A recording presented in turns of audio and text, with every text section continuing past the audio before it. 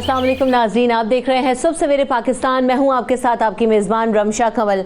Very good morning to you. और नए दिन का आगाज़ कर रहे हैं, नए हफ्ते का आगाज़ कर रहे हैं और आज एक बार फिर आपके साथ यहां पर हाजिर हैं। अल्लाह का शुक्र है कि अल्लाह ताला ने हमें अच्छी सेहत दी है और इस सेहत का ख्याल रखना हम सबकी ज़िम्मेदारी है, क्योंकि अगर हम अपनी सेहत का ख्याल नहीं रखेंगे तो हम अपने प्यारों का ख्याल कैसे रख सकेंगे। और जो अभी करंट सिचुएशन है उसमें हम देख रहे हैं कि सबसे ज़्यादा ज़रूरी चीज़ ही यही है कि सबसे बुनियादी जो चीज़ अल्लाह ताला ने जो सबसे बड़ी नेमत हमें दी है वो है सेहत, कि हम उसका ख्याल रखें और उसके लिए जो भी हम कर सकते हैं, ख़ास तौर पर आजकल के दौर में इस पेंडेमिक में कि जो एहतियाती तदाबीर हमें बताई जा रही हैं उसको इख्तियार करें ताकि हम भी महफूज रह सकें, हमारे जो इर्द गिर्द लोग हैं वो भी महफूज रह सकें, हमारे जो प्यारे हैं वो भी महफूज रह सकें। तो आज प्रोग्राम के जो डिफरेंट सेगमेंट्स हैं उनमें शामिल करेंगे, हमारे साथ सेहत पर भी बात होगी और जो इन्फॉर्मेटिव चीज़ें हैं वो भी आपके सामने लेकर आएंगे। जो करंट सूरत हाल है मुल्क भर में, जो इशूज़ हैं उनको भी सामने रखेंगे डिफरेंट सेगमेंट्स में। हमारे साथ रहिएगा, देखते रहिएगा सुबह सवेरे पाकिस्तान। तो सबसे पहले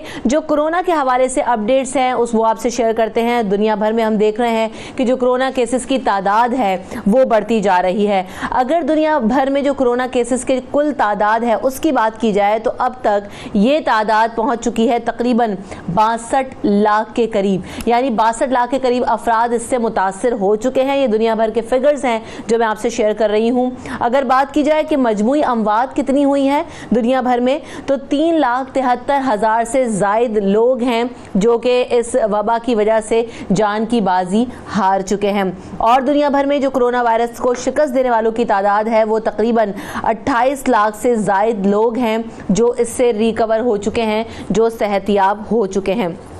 ये तो थी दुनिया भर की सूरत हाल।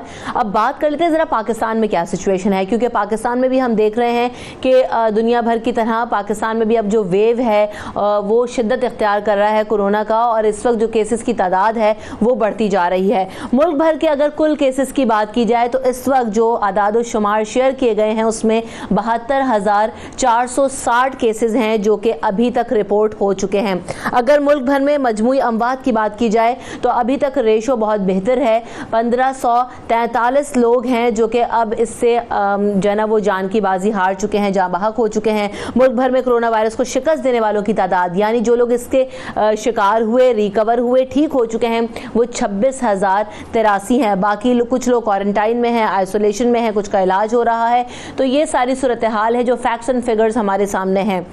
अब आपको ये भी बताएं कि जो 24 घंटे में जो रिपोर्ट आई है उसके मुताबिक तकरीबन जो रिपोर्ट होने वाले केसेस हैं वो 2,964 के करीब केसेस हैं जो कि एक दिन में रिपोर्ट हुए हैं, यानी गुज़िश्ता 24 घंटों में रिपोर्ट हुए हैं। तो ये तशवीशनाक बात है क्योंकि ये इजाफा होता जा रहा है। और सिर्फ अगर हम पिछले 24 घंटों की बात की जाए, जो फैक्ट्स एंड फिगर्स आए उसमें 60 अमवात सामने आई हैं। तो जो डेथ रेशो है वो बढ़ रहा है। और दूसरी तरफ हम देख रहे हैं कि मुल्क के अस्पतालों में डॉक्टर्स, पैरामेडिक्स भी इस वायरस से शिकार हो रहे हैं। जो अस्पतालों में जगह है वो कम पड़ती जा रही है। वेंट्स अभी तो बहुत सारे अस्पतालों में अवेलेबल हैं, लेकिन अगर अमवात या क्रिटिकल केसेस की तादाद इसी तरीके से रही तो ये आगे जाके मुश्किल पैदा कर देगा हमारे हेल्थ सिस्टम के लिए भी। तो देन अगेन जहां से हम आगाज करते हैं वहीं पर आते हैं कि आपको इस वबा से बचने के लिए सबसे ज़रूरी चीज़ करनी क्या है, वो है एहतियात।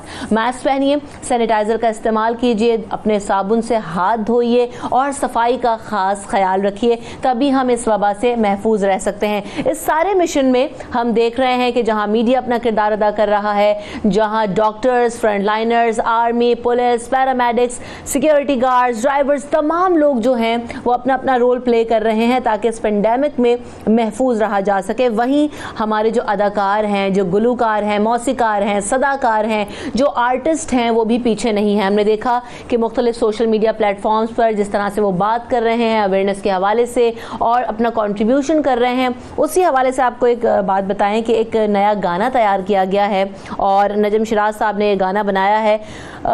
उसमें मुख्तलिफ ममालिक के जो लोग हैं वो शामिल हैं, पाकिस्तान समेत दुनिया के 7 ममालिक हैं जहाँ पर 40 मौसीकार और गुलकारों ने मिलकर इस गाने को तैयार किया है और लोगों में ये उम्मीद पैदा करने की कोशिश की है कि ये वबा जल्द दूर हो जाएगी, अल्लाह ताला अगर हमारी मदद करे और हम इससे काबू पा लेंगे और आगे जाके हमारे यहाँ जो सूरत हाल है वो बेहतर होगी। But we have to stay united, we are one, ए खुदा के नाम से गाना बनाया गया है। अगर आपको बताएं कि इस जो गाने में जो पाकिस्तान के मारूफ मौसीकार हैं, गुलकार हैं, शान आदमानी, उन्होंने इसे कंपोज किया है और पाकिस्तान में ड्रीम स्टेशन प्रोडक्शन के बैनर के तले इसको गाने को रिलीज़ किया है यूट्यूब पर। तो काफ़ी सारे फ़नकार हैं जिसमें कनाडा, अमेरिका, ब्राज़ील, रूस से ताल्लुक़ रखने वाले फ़नकार भी शामिल हैं। तो नजम शिराज साहब हमारे साथ मौजूद हैं जो कि किसी भी तारुफ के मोहताज नहीं हैं, गुलकार हैं।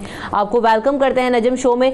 सबसे पहले तो ये बताइएगा कि गाना जो बना है इसका ख्याल कैसे आया कि तमाम लोगों को ऑन बोर्ड लिया जाए और एक गाना इस तरह से बनाया जाए जिसमें हम पूरी दुनिया को एक मैसेज दे सकें और दुनिया भर के सिंगर्स, मौसीकार इसमें शामिल हों। जी रमशा, ये आइडिया तो बेसिकली काशान, मेरे दोस्त भाई Kashan Admani, is a very talented musician, we all know, very talented producer और हमारी दोस्ती 16-17 साल से ज्यादा है। हमने बहुत सारे प्रोजेक्ट साथ किए हैं और उनमें से एक ये प्रोजेक्ट 2005 में काशान ने ये सोचा था और एक बड़ा बेसिक सी रिकॉर्डिंग भी की थी और मुझसे भी रिक्वेस्ट की थी और मैंने तब इसको गाया भी था। और अभी अप्रैल में जब कोविड-19 जब इंटेंस हुआ है वर्ल्ड ओवर, तो काशान ने दोबारा सोचा कि इसको रिप्रोड्यूस किया जाए और देखते ही देखते पूरी दुनिया से इतने सारे आर्टिस्ट और इतने रिनाउंड आर्टिस्ट, जिसमें ग्रैमी विनर्स भी हैं, ग्रैमी नॉमिनेटेड आर्टिस्ट भी हैं, वो सब जमा हो गए और ऑफ कोर्स मुझे तो इसको रिकॉर्ड करना ही था क्योंकि दुआ है और सब मिलके दुआ कर रहे हैं और एक इंटरनेशनल दुआ है। तो नजम, जो गाना तैयार किया है इसकी मोटिवेशन क्या थी, मकसद क्या था और कि जो पैगाम दिया गया है बड़ा ज़बरदस्त है और दुनिया भर में ये पैगाम जाए, इसके लिए कितना ज़रूरी था ये गाना और ये मोटिवेशन होना? अब इसका जो आइडिया है बेसिकली वो वही है जो हर किसी के दिल में है इस वक्त, और वो ये है कि ये कोविड-19 से हम बाहर निकलें, दोबारा से अपनी जिंदगी का एक आगाज करें, एक फ्रेश स्टार्ट करें। और पूरी दुनिया चूंकि इसकी लपेट में आई है तो ये एक यूनिफाइड, एक ग्लोबल मैसेज इसका मकसद है कि इसमें कोई मजहब का या किसी कल्चर का वो नहीं है डिफरेंस। सब के सब एक होकर अल्लाह से ये दुआ कर रहे हैं कि हमें इस मुसीबत से, इस मुश्किल से निकाले। So that is the purpose of this song. बिल्कुल ऐसे ही। तो नजम, आप इस कोरोना पेंडेमिक में आप लोगों को क्या पैगाम देना चाहेंगे, क्योंकि जितने भी इन्फ्लुएंसर्स हैं उनको लोग सुनते हैं, जानते हैं, उनकी मानते हैं, तो क्या कहना चाहते हैं आप? मैसेज मेरा यही है कि एक अच्छा इंसान होने के नाते अपनी जान की हिफाजत, दूसरों की जान की हिफाजत, अपने मुल्क की हिफाजत, अपने लोगों की हिफाजत, और मुसलमान होने के नाते तो बहुत ज्यादा बड़ा ये फर्ज बन जाता है कि हमें दीन के एतबार से भी ज्यादा तकवा करना चाहिए और कानून के हिसाब से भी, पाकिस्तान के कानून के हिसाब से भी हमें आपस में एक दूसरे का ख्याल रखना चाहिए और इस मौके पर मिलके अपने मुल्क का, अपने लोगों का साथ देना चाहिए।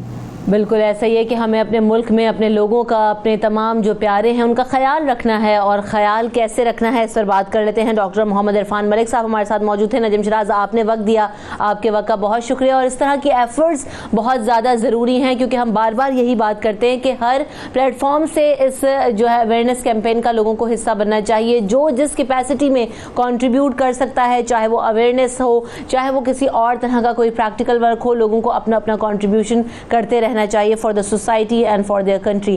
थैंक यू सो मच नदम। डॉक्टर मोहम्मद इरफान मलिक साहब, आपकी तरफ आते हैं। Welcome to the show. Pulmonologist हैं आप और एसोसिएट प्रोफेसर हैं। इरफान मलिक साहब, आपसे बारहा बात हुई है, लेकिन सबसे जो सिचुएशन अभी वर्स्ट नज़र आ रही है वो ये कि जो डेथ टोल है वो बढ़ रहा है। 60 अमवात हो चुकी हैं गुज़िश्ता 24 घंटों में। अगर यही पैटर्न रहा तो सूरत हाल पाकिस्तान में किस हद तक तशवीशनाक हो सकती है? बिस्मिल्लाहिर्रहमानिर्रहीम। पहली बात यह है कि मैं थोड़ा डिसएग्री करता हूँ विद दिस डेथ टोल। मैं समझता हूँ ये 60 नहीं है, इसको डबल या ट्रिपल कर लिया जाए, क्योंकि हम ईद के बाद से as a focal person LGH मैं तकरीबन हर वो पेशेंट जो मेरे हॉस्पिटल में आता है वो एटलीस्ट मुझसे डिस्कस होता है, और जो डेथ होती हैं वो भी कम से कम मुझे तो पता होती हैं। सो ये नंबर ज़्यादा हैं और हालात तशवीशनाक होने हैं, नहीं हो चुके हैं अब जो हमारे ईद के बाद के हालात हैं। सो प्रॉब्लम वही रहा जो आपसे कब से हम लोग डिस्कस कर रहे हैं कि पब्लिक ने इसको सीरियस नहीं लिया। वो सिंपल से जो एहतियाती तदाबीर थी जो हम उन्हें बताते रहे उस पर अमल नहीं किया गया, और ये वही लोग हैं जो अब हमारे पास आ रहे हैं जिन्होंने ईद की शॉपिंग की या ईद की गेट टुगेदर की, और अब वो जिस स्टेज पे आ रहे हैं आप यू विल नॉट बिलीव कि वो हमें टाइम भी नहीं दे रहे कि हम उनको वेंटिलेटर तक लेके जाएं। तो हालात किसी सूरत भी ऐसे नहीं है कि हम समझें कि वो बेहतरी की तरफ जा रहे हैं। तो डॉक्टर इरफान, अभी जो तजावीज़ आ रही हैं उसमें ये कहा जा रहा है हुकूमत से कि अब एक बार फिर मुल्क भर में सख्ती से लॉकडाउन कर देना चाहिए, ख़ास तौर पर क्योंकि एक अब दूसरा मसला भूख का भी है, वो भी हमने डिस्कस किया आपके सामने। तो इज़ दैट पॉसिबल कि जो पॉकेट्स हैं उनको आइडेंटिफाई किया जाए और उनको जैसे पहले एरियाज़ को सील किया गया था वो सील कर दें, या फिर कराची, लाहौर जहाँ पर बहुत ज़्यादा तादाद है उसमें मुकम्मल लॉकडाउन की तरफ जाएँ? तजवीज़ क्या है आपकी डॉक्टर इरफान? देखिए, मेरी अपनी पर्सनल जो इसमें राय होगी वो ये होगी, यस हमें लॉकडाउन करना है। लेकिन लॉकडाउन करके हम किसी हद तक ब्रेक दे सकते हैं और वो ब्रेक हमारे लिए फ़ायदेमंद हो सकता है कि हमारे पे स्ट्रेस नहीं पड़ेगा। एक बात ज़रा क्लियरली समझ लें कि अमेरिका जैसा मुल्क जिसमें तकरीबन 2.25 लाख वेंटिलेटर थे, जब वो चोक हो गए हैं तो मैं किसी सूरत भी एक्सपेक्ट नहीं कर सकता कि we have sufficient number of ventilator. ये हमारी हमें खाम ख्याल है कि हम समझ रहे हैं कि हमारे वेंटिलेटर सफिशेंट हैं और हम उसको सपोर्ट कर लेगा हमारा सिस्टम। दूसरी इंपॉर्टेंट बात समझें कि हमारे ये जो सिटीज़ जिनका आप नाम ले रहे हैं, ये इसमें नंबर ऑफ़ जो पीपल हैं वो बहुत हाई हैं। 1.5-1.25 करोड़ की शायद लाहौर की पॉपुलेशन हो, नियरली 2 करोड़ कराची की पॉपुलेशन होगी। तो 1% अगर ये लोग क्रिटिकल होंगे तो पॉसिबिलिटी है ही नहीं कि हमारा सिस्टम ये उठा सके। सो लॉकडाउन, और वो लॉकडाउन जो कि हमने शुरू में किया जिसका हमें रिज़ल्ट नज़र आया था, वो मैं समझता हूँ कि करना पड़ेगा हमें, और जितनी जल्दी करेंगे हम शायद थोड़ा सा गैप दे पाएँ। देखें, जब इस वायरस को आप टाइम देते हैं और ये मल्टीप्लाई करता है तो मल्टीप्लिकेशन में ये किसी सूरत में किसी फॉर्म में भी कन्वर्ट हो सकता है, ये विरुलेंट हो सकता है।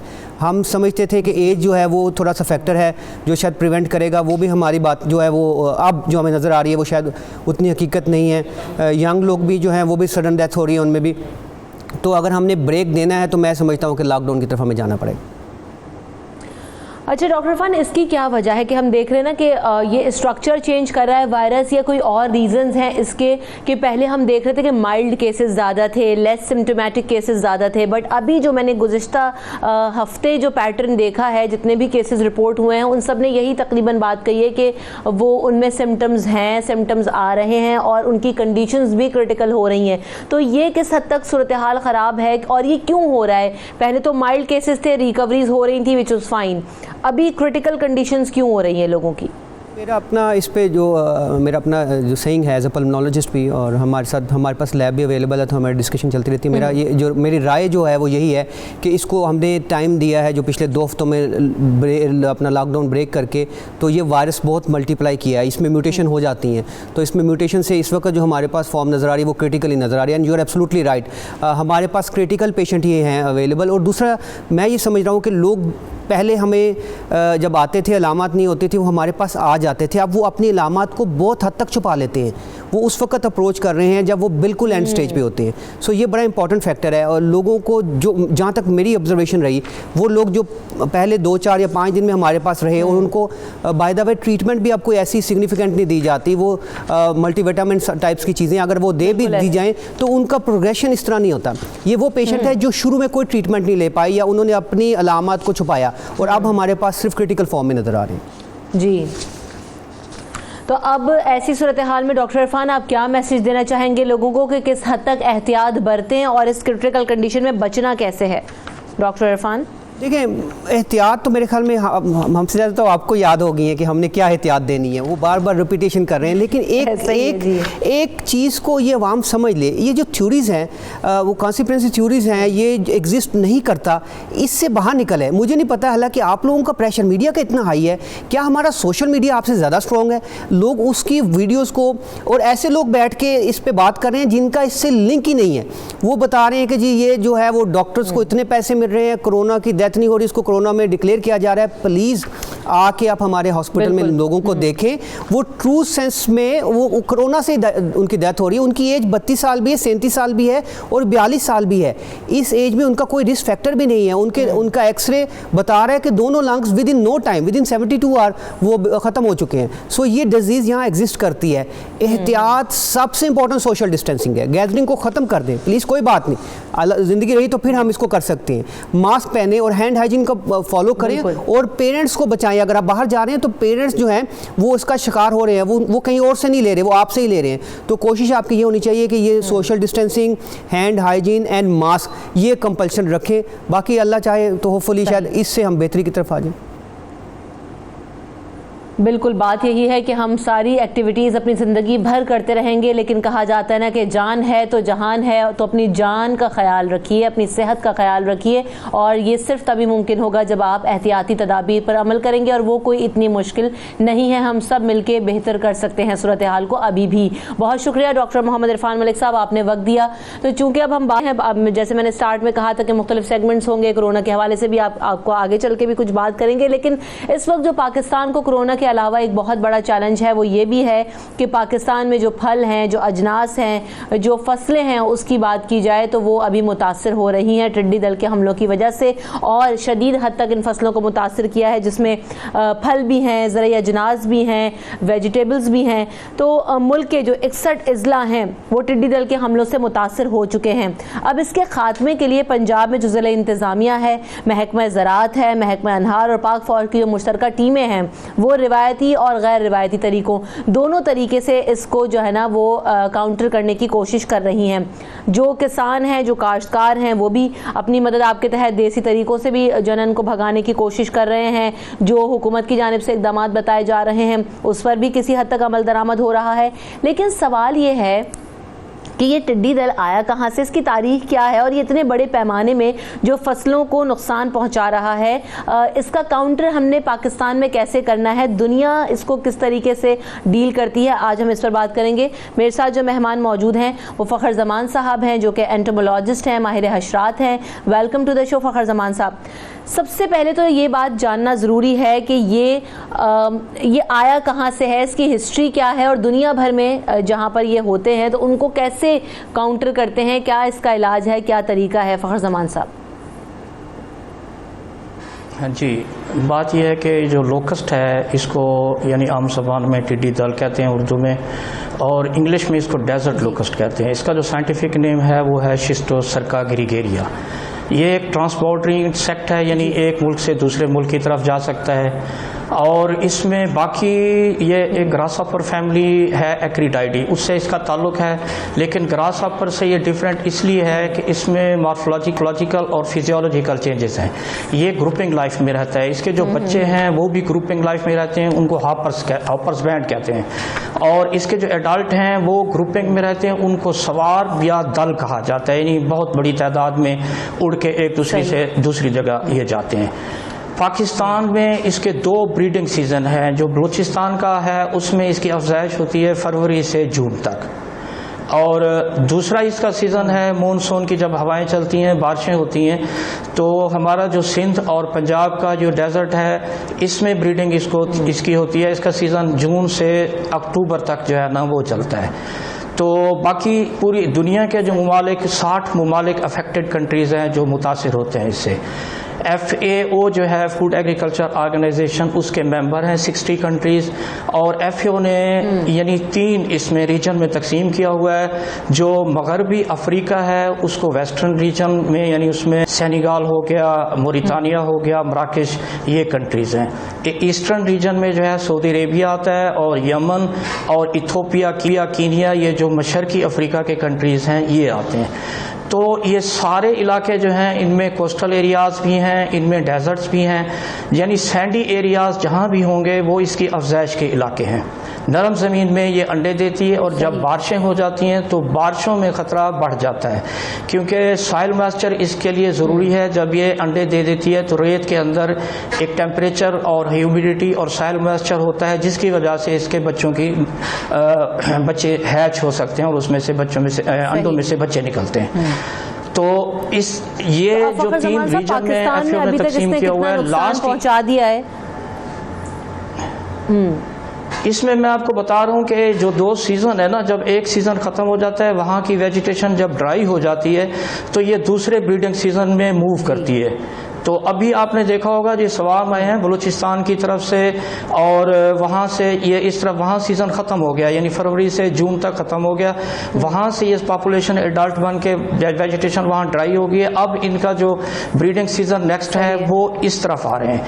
अब ये है कि ये सारा दिन उड़ते हैं, 12 किलोमीटर फ़ी घंटा इसकी स्पीड है, और एक दिन में ये 110-120 किलोमीटर तय कर सकते हैं। अब ये है क्रॉपिंग एरिया, जब दरमियान में एक टेरिटरी से दूसरी टेरिटरी में जाएंगे तो इन्होंने सारा दिन उड़ना है, और जहाँ फसलों के इलाके हैं वहाँ बैठ जाती है, वहाँ फीडिंग करती है, फसलों का नुकसान करती है, और उसके बाद ये उड़ जाती है। रात इसने यानी 100 किलोमीटर या 120 किलोमीटर तय करके इसने रात गुजारनी है, और दरमियान में अगर फसलों के इलाके हैं तो इसने रात गुजारनी है। अगले दिन इसने फिर हवा के रुख में मूव करना है। अब जितने ही सवार हैं वो सारे बलूचिस्तान का सीज़न ख़त्म हो गया, अब वो सिंध और पंजाब की तरफ आ रहे हैं, आ चुके हैं, और कुछ राजस्थान इंडिया में भी चले गए हैं। तो ये इसकी सीजनल मूवमेंट है। इसी तरह एक सीजन से दूसरे सीजन की तरफ जाती है। कि अगर जरा टेक्निकली इस पे फोकस किया जाए, तो आपने भी कहा कि रात में ये एक जगह होते हैं, रेस्ट करते हैं, और दिन में जो है ना वो फिर फसलों को नुकसान पहुंचाते हैं। तो रात में ऐसा क्या किया जा सकता है कि उस वक्त स्प्रे किया जाए, या कोई और से ऐसे तरीके हों कि जब ये जमा हो और इनको ईजी एक्सेस हो तो उस वक्त इनको काउंटर किया जा सके या ख़त्म किया जा सके? तो ऐसा कोई तरीका मौजूद है, या ऐसी कोई प्रैक्टिस माजी में हमने देखी हो? देखें जी, जब ये उड़ती हालत में है, ये तो ज़मीन से ऊपर तक आसमान काला हो जाता है, बहुत तादाद में उड़ रही होती है। उड़ती हुई के ऊपर जो है ना वो स्प्रे करना नामुनासिब है, और होता भी नहीं है, दुनिया में कहीं भी नहीं होता। जब तक ये सेटल ना हो जाए, अगर फसल में ये बैठ गई है तो वहाँ किसानों को भी एक बताया गया है कि वो शोर शराबा करके इसको डिस्टर्ब करके निकालें। और अगर मौसम ठंडा है, ये उड़ नहीं सकती, फसलों पर बैठ गई है, तो उसमें एक ईसी फार्मूलेशन है जो पेस्टिसाइड पानी में मिक्स करके उसके साथ इसके ऊपर स्प्रे किया जाता है। और वो इसमें जो है ना, अब किसान भी जो है, फार्मर्स कम्युनिटी ने भी हिस्सा लिया हुआ है, एग्रीकल्चर की टीमें हैं, आर्मी हमारे साथ है। इस साल ये प्रॉब्लम जो शुरू हुआ था लास्ट ईयर, ये 15 मार्च के बाद शुरू हुआ था बलूचिस्तान से। अब तक ये मसला ख़त्म नहीं हुआ। जनवरी में नेशनल एक्शन प्लान भी हुकूमत ने अप्रूव किया है, उसके तहत काफ़ी सारे जो रिसोर्सेज हैं वो लिए जा चुके हैं, कुछ जो है ना पाइपलाइन में आ रहे हैं। तैयारियां इसके लिए मुकम्मल हैं। जो ही लोकस्ट अभी जो खतरा है हमारे लिए वो 15 जून के बाद हो सकता है। यहाँ पे बारिशें भी हो जाएंगी, और मुतवक्के जो एफएओ की प्रिडिक्शन है कि ये मशरकी अफ्रीका, इथोपिया, कीनिया और तंजानिया से ये सवाम यमन की तरफ आएंगे। यमन से फिर इन्होंने ओमान आना है, ओमान से ईरान, और ईरान के रास्ते हमारे बलूचिस्तान, सिंध, पंजाब और राजस्थान में इनकी मूवमेंट हो रही है। तो क्या ये जो तैयारियां ये है कि हमारे पास गाड़ियां भी हैं, और जो तरीके बताए जा रहे हैं, इसके जरिए इसका खात्मा मुमकिन है, या सिर्फ आप जो है ना इसको भगा सकते हैं? मतलब ये खत्म नहीं होते, ये उड़ के चले जाते हैं सामान? जी, भगाना तो जी है, वक्ती तौर पे है। एक किसान की फसल का नुकसान हो रहा है तो वो उसको डिस्टर्ब करके निकालेगा। अगर वहाँ नहीं निकल रही तो उसके ऊपर स्प्रे करेगा। लेकिन आपको पता है कि असल जो इसकी डेस्टिनेशन है वो डेजर्ट है, फेवरेट प्लेस, जहाँ बारिशें होंगी, सॉइल मॉइस्चर होगा, वेजिटेशन ग्रीन होगी। इसने ब्रीडिंग डेजर्ट में ही करनी है। अब ये रास्ते में इसका ट्रांजिशन है, ट्रांजिट में ये रास्तों में आ रही है तो ये स्टे कर लेती है, फसलों का नुकसान कर लेती है। लेकिन फसलों का नुकसान अभी तक तो जो हुआ है, रिपोर्ट्स हैं कि नेग्लिजिबल है, इतना ज़्यादा नहीं है। लेकिन जो बाद में सवाब आने हैं उसके लिए तैयारियों अभी की जो ज़्यादा नुकसान है वो ज़रूरत काबिले उसमें बर्दाश्त है, नुकसान लेकिन हो आगे सकता है जाके कि सूरत हाल जैसे कि आपने बताया कि मिड ऑफ जून में खतरनाक हो सकती है, तो उसके लिए पहले से इकदाम करना बहुत ज़्यादा ज़रूरी है और बर वक्त और फौरी इकदाम हो तो हम अपनी फसलों को ज़्यादा नुकसान होने से बचा सकते हैं। बहुत शुक्रिया फ़खर जमान साहब, आप हमारे साथ मौजूद थे, आपने हमें वक्त दिया। प्रोग्राम में मुझे ब्रेक की तरफ बढ़ने के बाद हाजिर होंगे अगले सेगमेंट्स के साथ, हमारे साथ रहिए। सुबह सवेरे पाकिस्तान।